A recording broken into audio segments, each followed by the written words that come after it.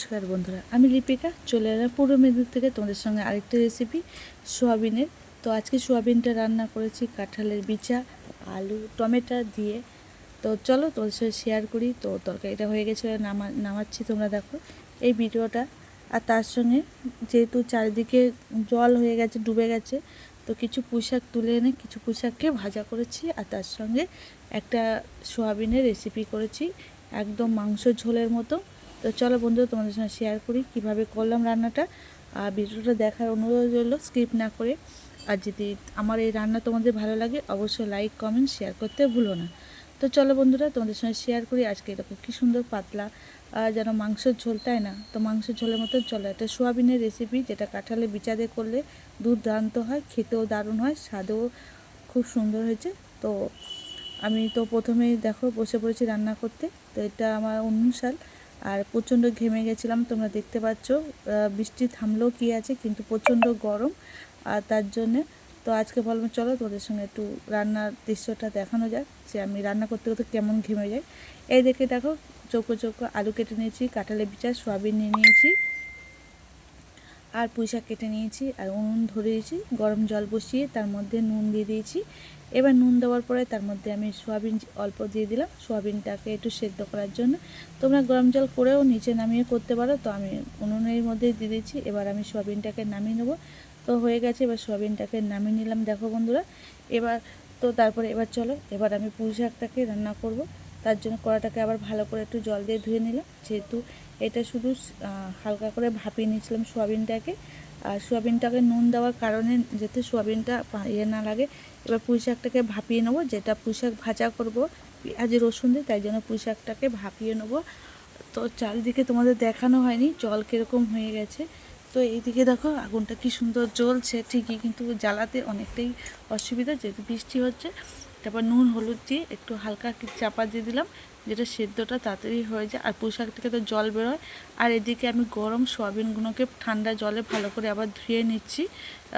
ভালো করে ধুয়ে এবার জল ঝরিয়ে নেবো। জল ঝরানোর পরে এবার নুন হলুদ আর একটু লঙ্কার গুঁড়ো মাখিয়ে নেবো। আর ওদিকে আবার পুঁই শাকটা হচ্ছে। তো ভালো করে দেখো ঠান্ডা জল, কেন যেহেতু গরম জল, এই সোয়াবিনটা গরম, তাই জন্য ঠান্ডা জলটা দিয়ে ধুয়ে নিলাম। তারপর দেখো সোয়াবিনটাকে আমি জল ঝরিয়ে নিয়েছি, আবার একটু সামান্য নুন দিলাম, হলুদ দিয়ে মাখিয়ে নিয়েছি, কারণ ঠান্ডা জলে ধোয়ার সময় নুনটা বেরিয়ে গেছে। তো দেখো নুন হলুদ দিয়ে মাখিয়ে নিলাম। এবার এটাকে আমি ভাজার জন্য রেখে দিয়েছি। এবার রাখার পরে এবার দেখো বন্ধুরা, আমি ওদিকে পূজার মশলার মধ্যে জিরে, গরম মশলা, আদা, রসুন সব কিছু নিয়েছি। এদিকে পুঁই শাকটাও আমার সেদ্ধ হয়ে গেছে। এবার তো পুঁই শাকটা সেদ্ধ হয়ে গেছে, এবার আমি নামিয়ে নেবো। তো পুঁই শাকটাকেও নামিয়ে নিলাম। এবার আমি কড়াইতে তেল দিয়ে দিলাম। তেলটা গরম হতে এর মধ্যে আমি দিয়ে দেবো গোটা রসুন, মানে কুচানো রসুন, পেঁয়াজ, কাঁচা লঙ্কা আর দিয়ে তারপরে এটাকে পেঁয়াজটাকে দেবো। পেঁয়াজটা দিয়ে এবার ভাজা ভাজা হবে। এবার হলে তারপরে দিয়ে দেবো পুঁই শাক।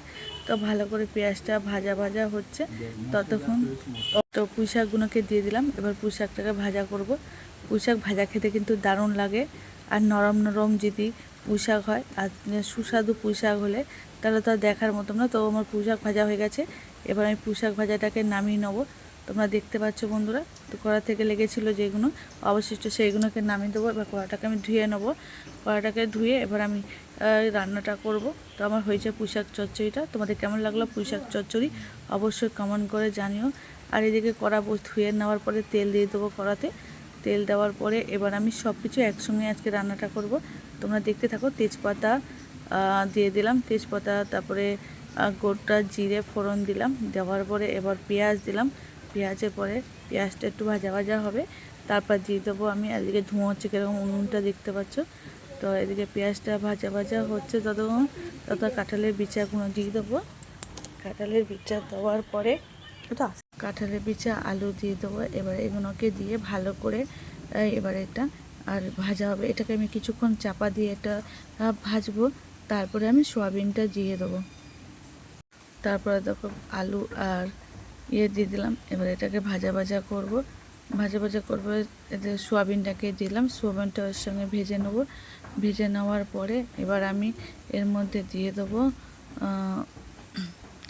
ভালো করে মশলা যেটা বেটে এসেছিলাম সেই মশলাটা আদা রসুন জিরে বা তারপর টমেটো দিয়ে দেবো, দিয়ে এবার একটু হলুদ নুন দিয়ে ভালো করে, আর শুকনো লঙ্কা বেটে দিয়েছিলাম অবশ্য, আর কিছু কাঁচা লঙ্কাও দিয়েছিলাম এর মধ্যে। এবার এটাকে ভালো করে একটু জল দিয়ে মশলা দিয়ে ভালো করে এটা কষিয়ে নেবো যতক্ষণ না মশলা সবজির সঙ্গে লেগে যায়। দেখো কত সুন্দর মশলাটা পুরো মাখা মাখা হয়ে গেল। এবার আমি জলটা দিয়ে আর কিছুক্ষণ ফুটিয়ে নামিয়ে দেবো। তো কেমন লাগলো আজকের রেসিপিটা অবশ্যই কমেন্ট করে জানিও।